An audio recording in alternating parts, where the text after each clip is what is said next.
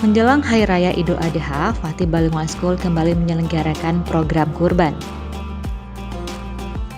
Program ini merupakan salah satu program rutin yang dilakukan oleh Fatih Bilingual School dalam rangka memperingati Hari Raya Idul Adha. Tahun lalu, Fatih Bilingual School telah menyembelih hewan kurban sebanyak 21 ekor sapi dan 2 ekor kambing yang didistribusikan ke 10 kampung di sekitar Banda Aceh dan Aceh Besar.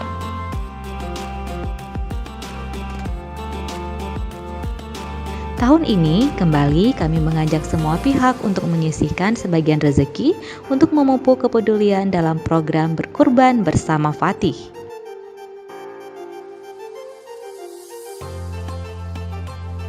Adapun biaya kurban tahun ini senilai 2,5 juta per kurban. Donasi kurban dapat dikirimkan ke nomor rekening 65163555751 atas nama Yayasan Fatih Indonesia.